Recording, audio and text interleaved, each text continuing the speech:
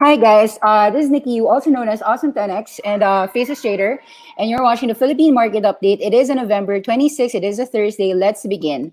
So the Philippine market actually had some profit taking. You could see that the index is down 73 points, down 1%, and you can see that a lot of companies have been falling and getting some profit taking.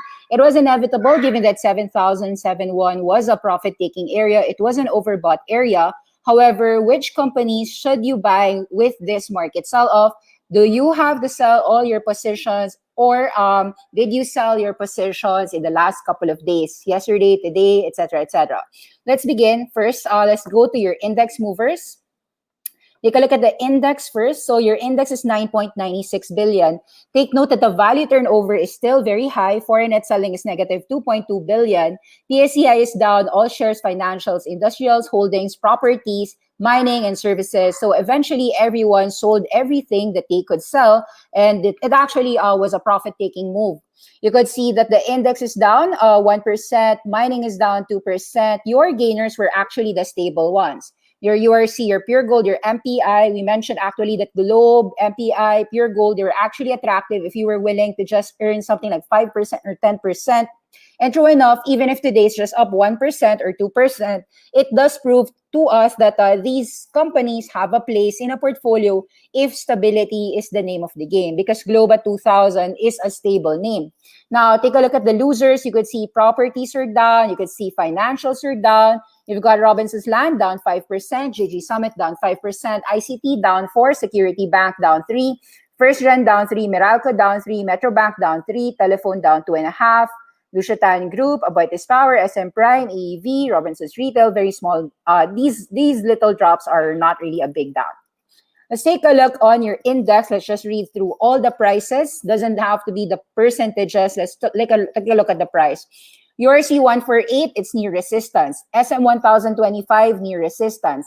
Ayala Land 38, near resistance. BPI 88, near resistance. MPI 420, you've got a resistance at 450. GDCA 578, you've got some sellers at 600, 620, 640. Pure Gold 43, you've got a resistance where? 45.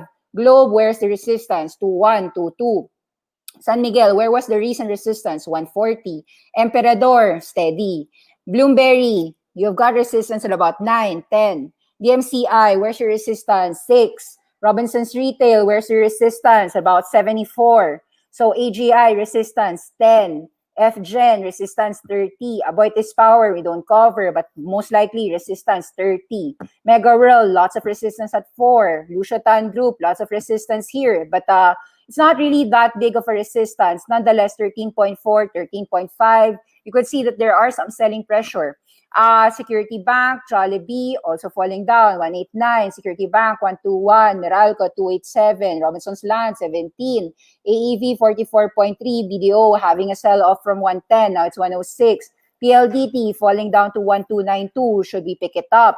Metrobank, 46.75. ICT, 116.8. So these levels, AC 824, SM Prime 36, JJ Summit 67. So actually, we have seen SM Prime go from 30 to 40, and now it's back to 36. Where do we pick it up? At 31, 32, will it go down there? So those are the things that we have to answer here. Similarly, let's take a look at your stats.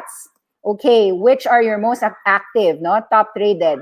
So most of your top traded, most are the red, and what's in the green? Your BPI 88, still a resistance there though. Merrimark 580, you've got resistances there. Yesterday, we saw the sell-off. ASEN, we said that there was a lot of selling pressure yesterday, but it's now at 605, meaning the selling has stopped. But ASEN, you do have that resistance yesterday. And then what else? What's happening? Your GT caps is 578. It's up, but it's just up 1%. Your URC is up 4%, but there's a lot of selling pressure at 150. So a lot of selling pressure, as you could see, a lot of 5% drops. Your Philippine index is down 1%. A lot of people are taking profits. Take note, Macro Asia down 5% from 8, it's now at 7.7. So your Dito Telecom 626 wala, 6 pa rin. It's fine. So ganyan lang yan. The Ascens, the Ditos, after hitting that 7 mark, it's having a hard time at the 6 area. Even your Merry Mart at about 6 plus, diba, it's having a hard time. Your Merrimart, your MRCs, they also have some profit taking. It might not be a huge profit taking, but there is those sellers. Mega Wide continuous down from about 10 plus last week.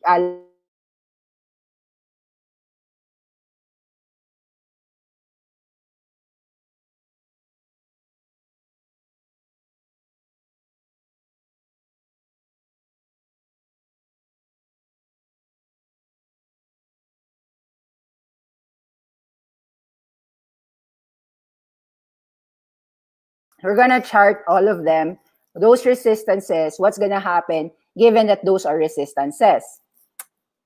Take a look at the worst losers. Given that today's a red day, let's take a look at the biggest losers of the day.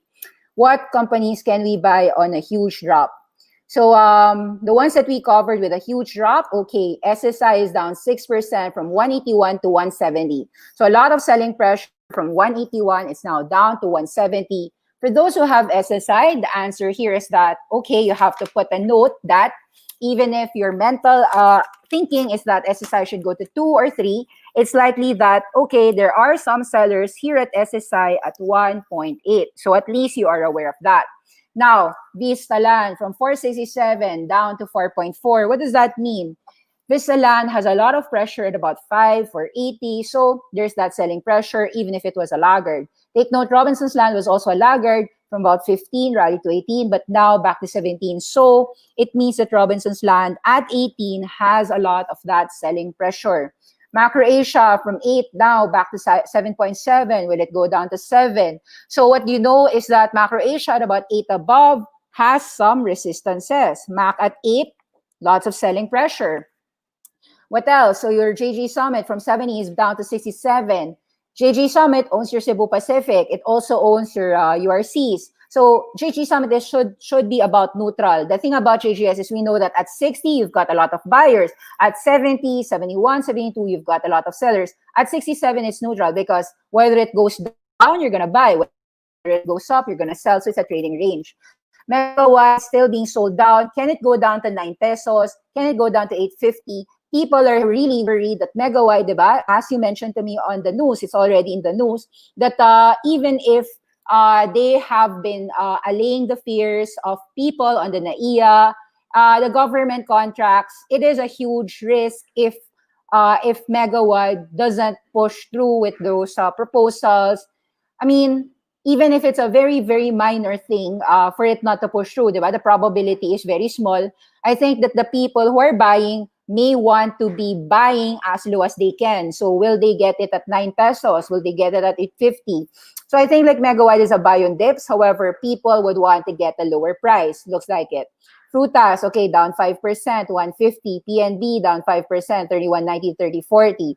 The thing about PNB is, can you buy it at 28? So most people actually can see that there's profit taking, but nobody knows how sure they are if it can go down. Example, FNI hit 250, went down to 210. Today, another drop, 2 pesos. Can tomorrow, can next week go down further? So with this negative bias and with people massively selling, what you do know is that FNI 250 was a sell, Nickel Asia 470 is a sell because it's near those resistances. Cebu Pacific, 50, 51, people are selling now at 48. Do you think they will buy at 48, 47, 45?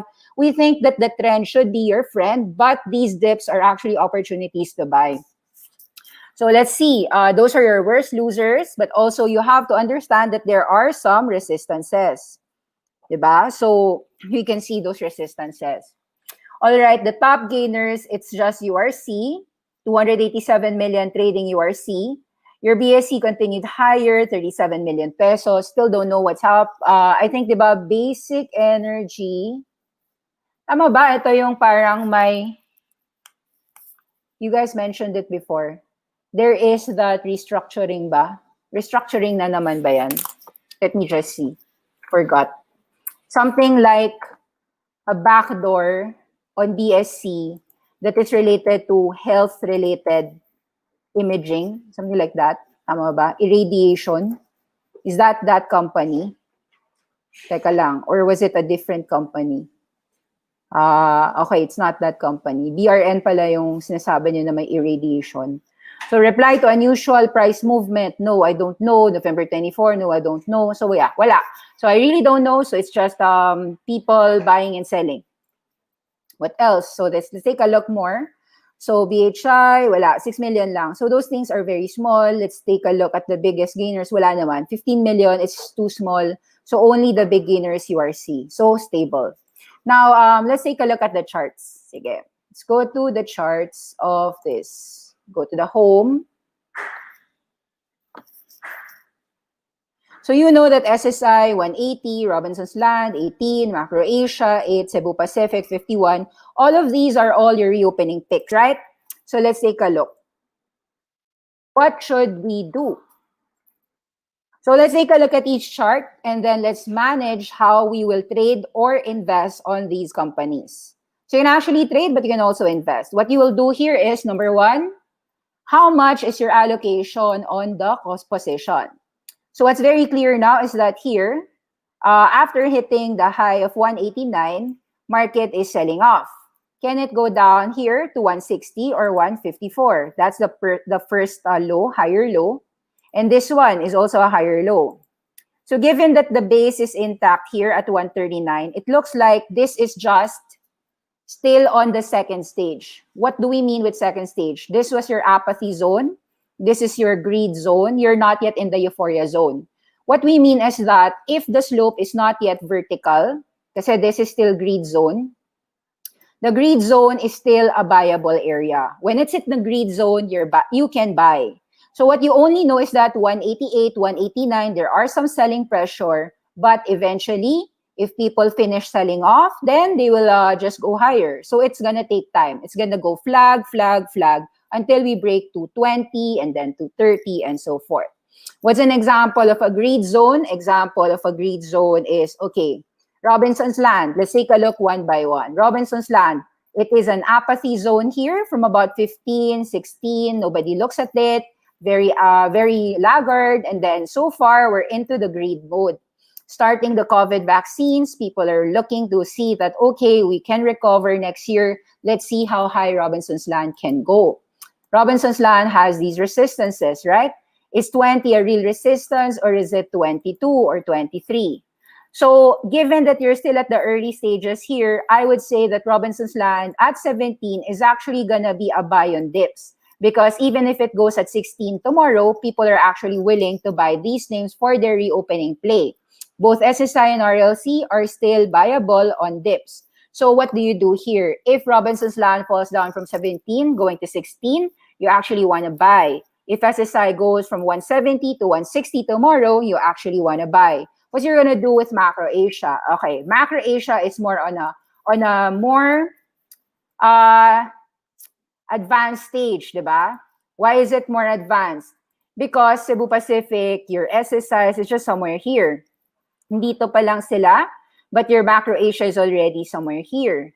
Naka-travel na siya from about, it is a faster slope. Notice, this is a weak trend. This is a trendless trend, right? It's very neutral, then greed, then euphoria, then insanity if it actually goes to 11, right? So this is the more insanity zone. What we didn't get in the insanity, we stopped at euphoria.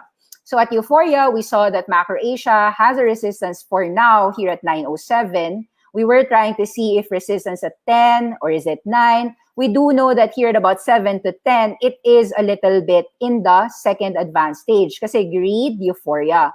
So, but it's okay. You can still make money on euphoria. You want to buy these euphoria names here at about 7 if you can, if it falls. Now, what if it doesn't fall? The chances are actually these are advanced stage trends that there's also a chance that it doesn't fall. Meaning, even at 770, it goes to 850. What you do know is that if it goes up, these are your resistances first. You've got the resistance at 9, you've got the resistance at 850.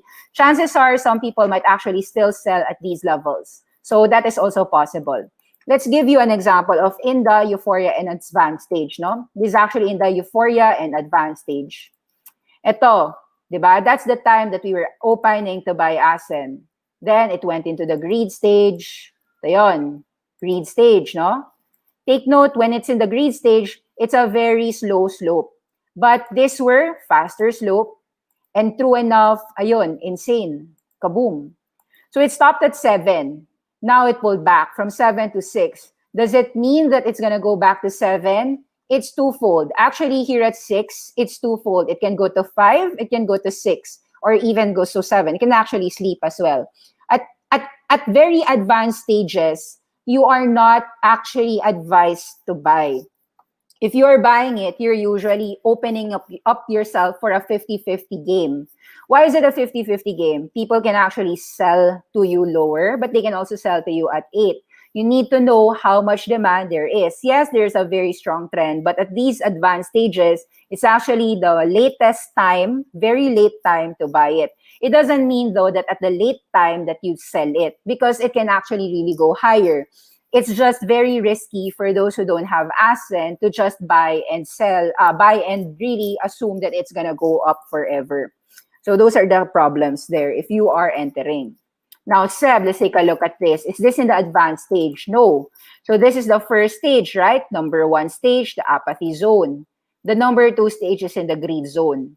Given that the greed zone hasn't fully ramped up, diba? Greed, euphoria, insanity, it hasn't even gone there.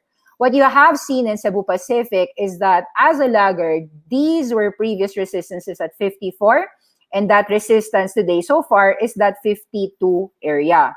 What do you think happens if Cebu Pacific goes down to 45? Will it encourage more buying or will it encourage more selling? Chances are, because these are still way below the, it's still below all the prices, there are gonna be people who are actually gonna bargain hunt. Meaning, if Cebu Pacific 48 does go down to 45, 47, 46, they're actually more willing to buy. Does it mean that Cebu Pacific will actually fall tomorrow? Not sure. It can actually go back up tomorrow to 52. What you do know is if you're buying these levels, you should be in the advantage zone wherein you bought here at 40, you bought here at 44. Even if you're buying, let's say, at 48 today, if this one goes down tomorrow at 48 or 44, then you are still in that buying zone. Why are you safe buying these levels? Because it's not yet in the advanced stage. It's nowhere in the advanced stage. The advanced stages, the late stages are buying SEB at 80. The late stages are buying SEB at 71. The late stage may even be you buying at 65 or 66. So when you're buying late, you actually deserve to lose some money because it's 50-50 eh. At these levels, you can make money, you can lose money. But at these levels, the chance of you making money is higher rather than lower. So it's all about risk reward. Let's take a look at some names. So PHA, let's take a look at that. So people who have been chasing, take note what happened. Of course, there is that big gap up on that on that Squid Pay news, right? So from 30 cents, it went to 55 to 60 cents. But the reality is, even if you bought at 60 cents, one could say that, yeah, you still made money, but was that a great risk reward? Actually not, because even if it went higher, those are all hindsight. It could have gone either way. From 60 cents, it could have gone 45 cents. But it actually was risk on that the market actually rallied as high as 85 cents. What do you think FA will do? 85 cents, now at 70 cents. Will it go to 85 or will it go to 60? Chances are the people who have these levels are the ones that are making money, right? So this was the apathy zone. This was the greed zone. This was their jackpot zone, euphoria and insanity zone. Usually in the euphoria and insanity zone, it is very risky to buy. It doesn't mean that you need to sell. It just means that anything could happen. At 70 cents, tomorrow it can go 80 cents. It can also go to 60 cents. Do you want to have a 50-50 chance when you are buying and selling? Of course, you don't want that.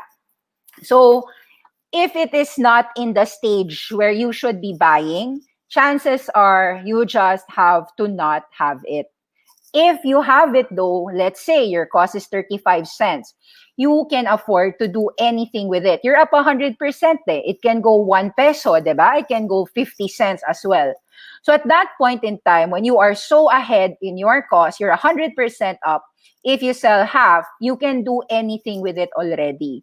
Because you technically have released your capital. It can go down, it can go up. You can do and manage your risk management better rather than, the reason why there are sellers sometimes and why even if they sell, it can continue to go higher, okay? They're just selling at a profit eh. Do you think that the 60 cent seller feels bad just because it went 70 cents? No, chances are the 60-cent seller might want to get Premier Horizon at a lower price. Maybe they want to get in at 60 cents. You don't know. Maybe they want to get in at 55 cents. Nonetheless, even the seller at 80 cents might want to actually get it back at 60 cents. The point is, right now, all we know is that looks like there's a lot of buyers here. The people who don't have it or sold it wants to buy it at 50 or 60. So may mga ganon, di ba? Nakakachamba yan. So example, sometimes also when it's very high, like 5, it went to 10, it consolidates. So when this is the risk then, di ba? The risk is that it just consolidates, meaning it doesn't have to go down, it doesn't have to go up. All that happened is your money is stuck. And if you don't want your money to be stuck, then you still won't want to be in it. Meaning, even if your cost was 450, or 5 pesos, some people would just sell it at 12. Not because they think that it's not going to go 15 or 16 or it's going to go 10. Because for them, okay na, they'll just move on. They'll just leave it. Or if they sell it, maybe they sell half, they just keep a portion. Just in case Felix Petroleum went up to 16, 17, you never know, diba? So those are the things that are possible. Now let's take a look at more. What happened to your Nickel Asia and FNI? So your Nickel Asia is actually right now getting that inevitable profit taking. Will Nickel Asia go down to 4? Will it go down to 420? For all you know, actually what happened was, so these are extensions over extensions, diba? I'll admit, I wasn't here. I wasn't buying at 150. Dito na ako, 180 na eh. I was buying it somewhere here, June, July. Now, it rallied to as high as 340. Some people were willing to sell na kasi ito na yun, resistance na yun. This is actually an extension. 340, binigyan ka pa ng market ng jackpot. From 340, tinulak pa ng 480. That is an extension. What you fail to recognize is that this is already the resistance here at 485. And it is another resistance here. Even if you believe that the market is very bullish on electric vehicles, wouldn't you think that this is already a V-shaped rally that people would sell further from? So wouldn't you say that some people would sell at 480 and even at 455 and even as low as 418? These are all potential selling zones rather than buying zones. So you have to be understanding that how do you sell? You don't need to sell all. It means that, okay, if you're selling some Nickel Asia, you could sell it from 420 to 480. Di ka naman nagmamadali eh. Sell it at 450, sell it there. Where do you want to buy back? Depends. If you really want to buy back, you probably will buy even as high as 4.2. Kasi itong 4.2, that could be the buyer who sold at 480. And then the seller at 420 wants to buy it back at 380. Lahat naman yan, sell, sell, sell, tapos buy, buy, buy. The problem is, even today, the trend is very much strong for Nickel Asia. Even if you see these selling at 480, what you can only determine today is that for now, you know that there is a resistance at 480. That's all you know. But can you really determine the support? Is it 418 or is it 380? Can you really be sure? What if 418, mas malaki pa yung selling pressure, bagsak sa 380 yan? So because you cannot really determine, what people mostly do is they scale out. They don't sell all, they're just selling a portion. I don't know, let's say, sige, let's sell some, 455.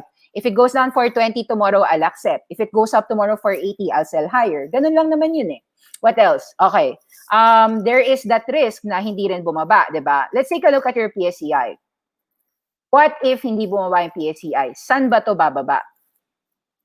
So for now, you see this, 7.2, right? Where is the real support? Eto, 6.6. However, if you are assuming that it will really go down to 6.6, baka hindi rin bumaba. What if ito na yon, 6.9 to 6.7 to 6.6? So that is your index. You know that 6.7.2 is a resistance area for now, just a resistance for now. It can be a resistance forever, can be a resistance for the next 6 months, can be a resistance for the next week, but it can also be overtaken. What would inspire people to buy index above 72, 7,200? What do you think? The only way that the market will buy above 72 is when the profits really trickle in. Not hope, but real profits. So right now, people have bought 20% higher from 6,000 to 72, 7,200. And right now, if this is gonna profit take, some people will profit take, they can profit take as low as 6.6. Meaning, right now, even if Nickel Asia is very strong, 450, can it fall down to 4 pesos? There's a chance, yes. So parang some people might actually just go out, leave, and then put it into cash, and then okay na sila. because they're done. They bought 6,000, they sold 72, tapos na. Or some people would just, okay na yun, 20% up, out na sila, di ba? Similarly, some people, they will buy at 6,000, they won't sell at 72, 7,200. They'll wait for it to go 8,000. That's also possible. Kahit na bumagsak yan ng 6,600, 6,500, there are two chances that would happen. Baka naman hindi bumaba ng 6,600, hindi na bababa ng 6,000 yan. Syempre, hindi na yan bababa dyan. Hintayin ko na to mag-recover all the way to 8,000. That's also possible. Meaning, if your cost is so low, hindi mo rin ibibitaw eh. Kunwari, ang cost mo ng PNB, 22, 23. Yes, you can see, 32, may resistance, di ba? Right now, ito, 32. Will you honestly sell there? What if it goes 36? What if it goes 40? What if it goes 45? So some people, they won't sell. They will just wait it out. Kasi even if PNB goes down to 28, even if it goes 26, they'll just wait it out. Kasi 22 goes to 45 someday. Kasi ganun din naman ginawa ng mga tao sa ASEN na. They waited. You think that the people at 230, they sold everything at $3? Bakit? If they sold everything, di wala na sila sa 6 pesos, di ba? Sayang din yun. 3 to 6, 100%. Hihintayin mo talaga mag-insanity yan. Euphoria and insanity yung hinihintay mo. That vertical move is what you're waiting for. Even if it takes time. This one happened from July to November, 7 to 11. That was what, 4 months? But did everything rise like ASEN and FA? Hindi naman eh. O FA, good, di ba? O good. Yung Merrimark, o di good. But did everything go up like that? Hindi naman eh. If you have ASEN, FA, Merrimark, you can take profit kasi nandyan na yan eh. Nasa euphoria insanity zone na yan eh. Ang kasalanan mo na lang is, sasabihin mo na lang sarili mo, at 6 kasi kontento na ako sa ASEN eh. Eh nag-8 pa eh. Eh nag-9 pa eh. Eh nag-10 pa eh. Hindi ko naman alam na yun yung top eh. Mahirap naman guys sabihin eh. Eh kung 6 nagbenta ka tapos nag-5, baka masama rin yung loob mo. Kasi, sabi ko na nga ba eh, dapat 6 sell, tapos buy back 5. Guys, you don't know those things. It's very hard. When it's a very euphoric zone, it can go 8, 9, 10. So these are very hard to predict. But, is this very hard to predict? Ibebenta mo ba to kung wala pa sa 84? Hindi, di ba? Maghintay ka na lang. It's gonna take 6 months, gonna take 8 months, gonna take 12 months. But, if you are buying a very low price, you might as well wait it out. I'm gonna check your questions, if any. Okay, let's see. Ma'am, good evening. Is this the time to enter in Macro Asia? So Macro Asia, I mentioned it, parang there's a lot of buyers near 7, but there's a lot of sellers at 9 and 10. So it's, I think, a trading range. So you're gonna see a trading range for Macro Asia. So I think at 8, 840, talagang may mga selling pressure. Because, 7-2 index, there will be a lot of buyers. Some people might not even wait at 7-2. 7,000, 7,1, naglalabas na yan. Hi, Nikki, want to know your take on IDC and Megawide. Okay, IDC kasi 2 to 3. So I really don't know much, except that I think that I remember that people liked it because of the stock dividends. So from about 2, it went to as high as 3, nandyan, 350, binagsakan ng 293. So, I mean, it's in the advanced stages na eh. When it's in the advanced stages, it's very hard to predict. Actually, pag nasa advanced stages, hindi mo na yan pinapansin. Diba? Parang late ka na eh. The people who have IDC, probably they've profit taken, or kung meron man sila niyan, souvenirs na lang hawak nila, guys. They're not holding their entire position. They could have sold at 3, they could have sold at 350, and then this drop at 293, tapos na yan. So they bought somewhere here at 2, 220, 230. When you're buying a 50% higher move at 3, I'm not saying that Italpinas is done. Pwede naman mag 350 yan. But the risk reward is not in favor for you. Binagsakan na, 347, 387. So maraming resistance to. Resistance na tong mga to. Even if this one goes up tomorrow, eto, first resistance, 350. Now you might say, 50-50 yung game na yan. 290 can go 350. It can also go 250. Yun nga eh. It's 50-50. If it's a 50-50 game, chances are, wag na lang. Di natin alam yan eh. Megawide. Okay, what's gonna happen with Megawide? Megawide, I think there's a real buyer here at 8. So talaga, nung Megawide preferred shares, daming buyer. Ayan, nakita naman sa volume eh. So chances are, these bullish people are really gonna buy this back. The problem is, saan ba nila iba-buy back yan? Is it gonna be 850? Is it gonna be at 9? Bilhin na nila sa 9, diba? So it's a guessing game. What you know is that at 11, ito yung first resistance mo. So naka-chop na yan, 8 to 11. So meron kang leeway to go 9 or 850. Meron ka rin leeway to go 10, 1080. Because nobody knows, actually, people will actually wait it out. People will wait for the first sign to see na, wala na palang seller ang mega wide. So pag nakita nila, wala talagang gusto magbenta sa 9, that's when they'll pay 9.1, 9.2, todo up na naman yan. So you can wait it out. Hintayin mo siya. See where it goes.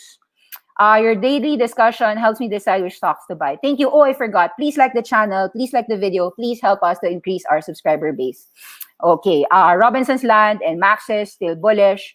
You know, I am bullish because of the fact that Robinson's Land and Maxis are reopening picks that are laggards. They are not like the Ascents, the Fast, the Merrymarts that have been in the advanced stage. Iba kasi yung advanced stage. Iba yung stage 1, stage 2. Wala pa siya dun eh. Take note. I'll show you. RLC, di ba? Wala pa siya. Nagsisimula pa lang to eh. If it's in the first, second stage, simula pa lang to, wala pa sa euphoria, you can hold on. In fact, if Robinson's Land goes down to 1650 tomorrow, it's probably a chance to buy. What else? Maxes, no? This one is a little bit more advanced. Unlike Robinson's Land, si Robinson's Land, nandito pa lang yan. It's as if you're buying Maxes at 6 for Robinson's Land. Ang Maxes, uma-advanced stage na to, di ba?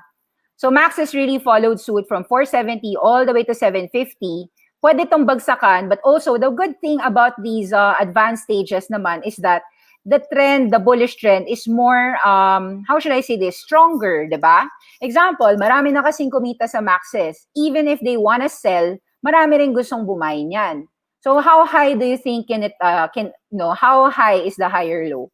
Is it 650 or is it 7? My guess is that this used to be your previous high, sa 660, no? So there was a chance na dati, maybe people thought na, oy, I buy at 5, I sell it at 6 or 660. Lumabas na sila niyan. So they will buy it back. Actually, the previous resistances here will become a buyback zone. Where is the real resistance? For now, okay, you can see, diba, ito resistance ngayon, no? 780. Ito yung previous. Pero tansya ko, mas malakas yung bulls nito sa 660 and 6. May chance din na hindi yan bumaba. Actually, may chance na hanggang 7 lang yan. Pag sobrang lakas kasi ng trend, hindi mo rin makukuha. Like parang for me, tsambahan lang yan eh. Let's say, bagsakan ka ng Ascent sa 5, tsamba, di bumili ka. Bagsakan ka ng Robinson's Land sa 16, o di tsamba, bumili ka. Maxes, bagsakan ka bukas. The lower it drops, especially if it's not like in the advanced stages, mas maganda nga yun eh. The people who don't have it will actually buy more. So Macro Asia is in the same category. 7, you have a lot of buying. So pwede na ba mag-enter kay MM and ASEN? 50-50 si Mary Martin ASEN. It is in the stage na pag inakyat yan bukas, may seller. Pag bumaba naman yan, may buyer. So nasa 50-50 yan. Thoughts on CLI, stock dividend. Okay, you got this. CLI is actually in a laggard stage, no? So wala pa siya talagang trend. So far, lumalabas lang yung trend because of the disclosure of the stock dividends. And I guess that people will see. You have to put it on your watch list, but it's not a definitive buy. Like, I'm not so sure how many people wants to buy it because of the fact that there are so many tremendous values. The market would want to trade something or invest in something that is in the most active zone. CLI is not in the top 20. It's not in the top 30. So, yun yung problem. Bloomberry, Nikki, what do you think? Bloomberry is at 9, di ba? Bloomberry casinos, I like it. The fact that it's very steady, it's very slow. If it drops at 8, you have a buyer. OLHC, also, ganun lang din, steady. It went from 2, it's now at 3. Steady lang siya eh. These names, malakas yung buying. So, depende talaga yan. Some people want a name na definite na yung trend. Ang problem kasi, pag definite trend, nandito ka na eh, late ka na oh. Ang OLHC, may pagka-late ka na. If you're buying this name only now, late ka na. So, pwede yan bagsakan. Pag nagkaroon ng selling pressure tomorrow, babagsakan pa to. Kasi outperform na to eh. Some outperformances, even if they can continue higher, hindi naman yan definitive sell talaga eh. Nandyan pa rin yung trend. But then again, there are some people who have been buying and they feel na late na sila pumasok, they would sell it. Let's say bumili sila 280. They're waiting to hit 360. Hindi nangyari. So kahit sa 3, labas yan. Sample na lang, guys. I'm gonna share to you. PHR. Hindi lahat nakabili ng mura. Philippine Resorts, diba? Okay. Philippine Resorts, dito yung buying area. Dito yan, kahit na na-late ka pa, sa 250 ka na nga eh. Actually, 250 was late. Kasi ang entry mo dito, 240 eh. So let's say, late ka na, pumasok ka sa 250 or 260. Kahit nga late ka, binigyan ka pa ng PHR ng good reward. Nag 3 pesos pa, nag 340 pa. Why do you think PHR went up to 340? Because of reopening. But also, kung bumaba yan, masakit din. Baka pababain ng what? From 3, bababa ng 280. Sa tingin ko, guys, pwedeng mag-profit take. Kasi yung mga bumili rito, pwede yan mag-profit take eh. Pero hindi naman yan magsisell ng sobrang baba eh. They'll wait. Kung sobrang baba, baka they'll just buy eh. Kasi, you know, if hindi ka naman nakabenta ng high, you will not sell either. Hindi ka naka-sell high, so hindi ka rin magsisell low. Wala ka lang gagawin. Diba? Yun yung mangyari. What is your opinion at 303? So yun yung mangyari. I think like 303, you're in the 50-50 zones right now. You're not in a position to know if it will go higher, but you're not also in a position to say that it will go lower. What you do know is that if it goes higher, there will be selling. If it goes lower, there will be buying. So you're in a range wherein it's 50-50. You aren't in a place na you know really what's gonna happen. Neutral zone dito eh. That's gonna happen with your ASEN, your OLHC, your Merrimark, your FA. It's in a neutral zone. Same thing. What's happening? First red day as a beginner, haha, bloodbath. Okay, thoughts on BDO and Mega World. So BDO, guys, is, you know, the base of BDO was 92, 88. Right now, it's 105, 106. Some people will take profit. Kasi talaga, guys, for Philippines, 20% lang happy ng iba eh. The fact that they're making 30%, 40%, you know, they will sell. So what you know now is that at 7,000, 7,172, 7,200, maraming selling. So whatever name that is, whether it's BDO, Mega World, you've got a selling. Ma'am, if you have ASEN, shall we sell already? Well, I wouldn't buy at these levels and I wouldn't sell everything. Why? Because a leader, very rare mo makuha yan, especially if your cost is very low. Minsan you have to weather the storm. At 6, pwede mag 7, pwede rin mag 5. Asahan mo na lang na if ASEN fell to 5, hopefully may buyer. Similarly, Nicolasia, pag babagsakan ng 4 below, hopefully may buyer. What you want to do is actually just trim. Pag nag-sell ka ng 6, tapos umangat ng 7, sorry na lang. Ganyan talaga buhay. Hindi mo talaga masisell lahat. DMC.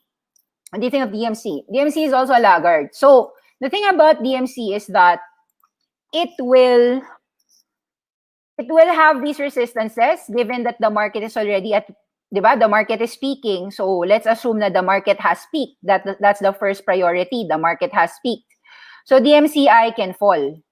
Nagpa-profit take na yung market eh. So, pwedeng bumaba. Saan bumababa to? 520 or 480? The first support of DMC is 520. The next support is 480. Of course, some people would rather buy here at 480, but others will buy at 520. At 550, I think that you don't know. It can go higher, but chances are hindi yan naangat. Bakit? Kasi naunahan ka na ng PSEI eh. PSEI is already falling eh. So, yan yung problema pag laggard.